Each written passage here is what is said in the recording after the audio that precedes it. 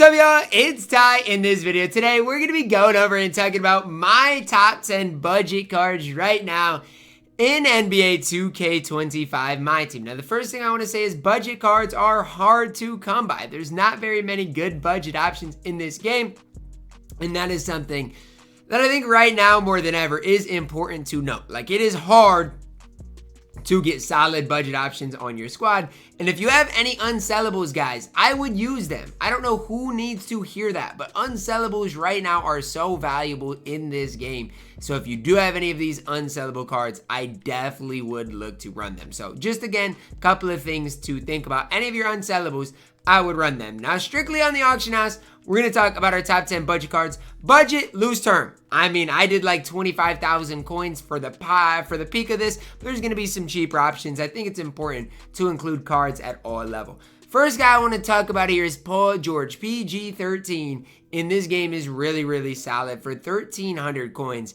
I think it's tough to beat him at that small forward position. Now, if you are lucky, you'll find one that is badged up. It's not going to be easy to do, though. So if you can find one with a couple of gold badges, probably going to be worth spending just a little bit more coins on. All else fails, though, guys, buy one for 1,200 coins in hoop with Paul George. He's 6'8", decent 3-ball, decent ball handle, defensively is okay. But the reason I really like Paul George is because of his badges. 19 base badges is more than about any Series 1 card in this game. Has a smooth release, is going to have a decent player build, going to play decent defense. Paul George, to me, is my 10th best budget option. At number 9, we're plugging in the new Amethyst Jarrett Jack card. Another one of these cards, I'm going to say with every card here, if you can find a Jarrett Jack that is all the way badged up, it's probably going to be tough to do, but if you can, he is going to be a lot better than just the base Jarrett Jack card. So if you do search, scroll through, see if you can find one that is all the way badged up. If not, no worries, just buy the cheapest option. Here's the base Jarrett Jack, though, 6'3", decent 3-ball, decent ball handle, defensively is solid enough, badge-wise is okay. The reason Jarrett Jack isn't super expensive is because number 1, his defense stinks, and number 2, his name is Jarrett Jack. There's nothing really crazy to look at here. Again, if you can find one that is badged up with maybe like the on-ball menace, some of those other key badges, he is going to be a lot better than just the base Jarrett Jack card. But I doubt anybody's really badging up Jarrett Jack, so he probably will be tough to find. But again, if you can find one all the way badged up, he is a decent enough point guard that you can use and have quite a bit of success with. Coming in at my number 8 as far as budget cards are concerned, we're plugging in the Amethyst Giannis Antetokounmpo. This is our card that this is a card that is the cheapest he has been in quite some time. Giannis now, what, 22,000 coins? Any of these Series 1 cards, if you can find one that is badged up, boom, buy him, because they are so hard to come by. They are so hard to find.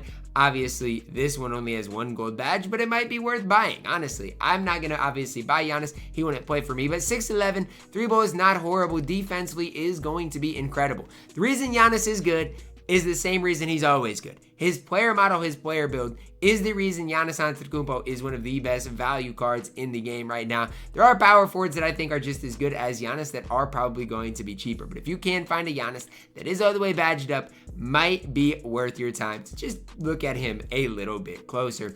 At my number 7, as far as budget cards are concerned, we're plugging in the Sapphire Pervis Ellison. Here's your best value card maybe in the entire game. Why? He's like 3,000 coins, and the card is absolutely incredible. I don't know how he's 3,000 coins. Genuinely, I don't. If you can find one all the way badged up, do it. But 3,000 coins for Pervis Ellison, to me, is an absolute steal. This is the type of card that I think a week from now will be like 10,000 coins. Genuinely. Because this card is so good in my team. And I'll go through his stats after I buy all of these cards that I want to buy. 6'10", only a 59 3-ball. But compare Pervis's defense to Giannis's defense. Pervis blows the card out of the water. It's not even particularly close. He's 6'10", he's long, he's lengthy. He is going to be really good for the foreseeable future. So again, if you can buy any of these cards for 3,200, I think it's a safe buy opportunity, because I just don't see this price going, I don't see his price going down whatsoever. So I'm going to buy Pervis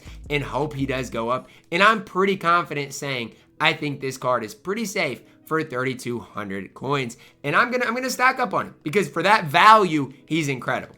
Next up, guys, we got Anthony Davis at our number 6. A guy I think slightly maybe better than Pervis Ellison, but he is quite a bit more expensive. Thing I like about Anthony Davis is you play him at center and he can somewhat compete against those other top dogs. Now, try to find an Anthony Davis that has a lot of those gold badges if you are going to run this card. It's going to be tough to do because nobody really is badging up these Series 1 cards. But even this one right here is 3 gold badges. Might be worth the purchase. The reason I like Anthony Davis is this. He can stretch the court a little bit. He can play decent enough defense. The problem with Anthony Davis is he's not perfect. Only a 64 3-ball. Not great block. Badge-wise, he's okay, but most of the badges needed are on silver, so then you have to upgrade it. Just is not the easiest thing to do. But for me, Anthony Davis, one of the best value cards in the game, coming in at my number 6.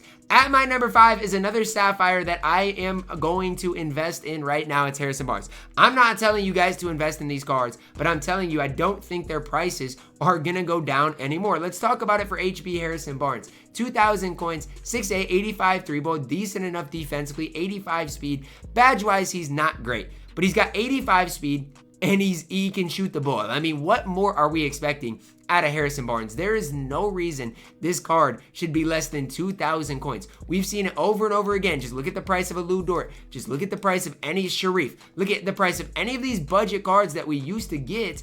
They are now pretty expensive. So for me, I'll buy a few Harrison Barnes. I'll buy a few Pervis Ellison, and I know deep down that I like the fact that I'll take the risk that their prices are going to go up. Both cards are cards I like. Both cards are cards that I think will go up in price. HB going to shoot the crap out of the ball. Play decent enough defense for me. An absolute steal for 2,000 coins.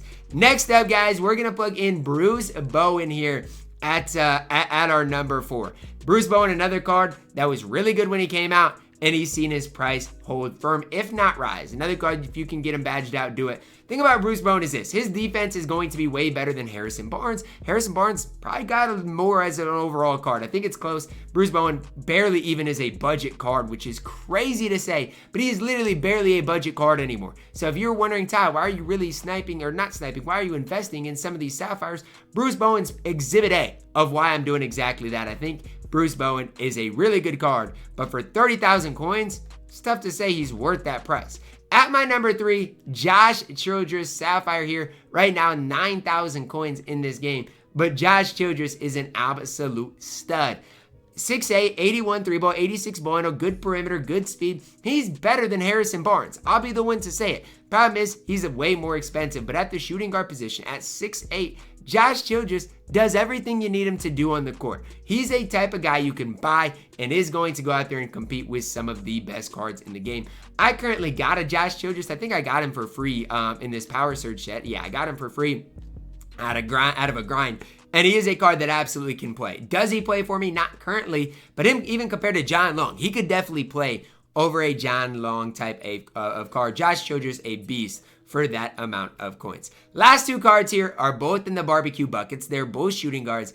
It is Ray Allen at number 2, and that's who we're going to talk about first. Ray Allen for 21,000 coins, not bad at all. 6'5", 95 3-ball, decent enough defensively, 90 speed. And I think that's the part of Ray Allen's card that people do not respect enough is he's got 91 speed. People should be putting some respect on Ray Allen's name. He's going to shoot the ball incredibly. He's going to have decent enough speed. Sure, he needs some badges. I'm not going to sit up here and say he's perfect because he needs a lot of badges on the card, especially on ball menace. You give him on ball menace, then maybe the card can compete a little bit. But for me right now, Ray Allen is still really solid and comes in at my number 2 when we talk about budget cards. At my number 1, the best budget card in the entire game, again, 25,000 coins is our max, is Austin Rivers, guys. Comes with 17 gold badges, is 6'4". This card is a beast at the point guard position. Another card that I think is going to go way up in price. You guys can debate me if you want, but I do not think Austin Rivers' price is going to come down. I just don't. This card is nearly perfect on this game. Defensively gets the job done. Offensively is really, really solid as well. If I'm wrong about these cards, then I'm wrong, but I'll be willing to be wrong. These cards, in my opinion, are very, very solid for their specific value, and if I find them for a price I'm willing to pay, I'm not scared to buy them and hold on to them and resell them for more when I think their prices are going to settle. So that's where I'm at. That's my top 10 budget cards. Am I going to invest in all of them? Probably not. But if it is like a Pervis Ellison, if it is a Harrison Barnes, I got no issue spending 2,000 coins on them, hoping they go up. And if guess what? If they don't go up, that's okay to me. Because I'm okay if they don't go up, with the sole fact of, look, I'm going to lose a couple of thousand coins total. I will be willing to take that risk every day of the week. If there is a budget card that you really like, let me know. It's really tough with the hidden gems being in the game to kind of, not include all of those and try to pick and choose the cards you do want to include. So if I missed out on anybody, do apologize, but I want you guys to know and realize it's tough to do. Drop a like on the video, subscribe if you're new, and as always, man, I love you guys. Have a blessed day.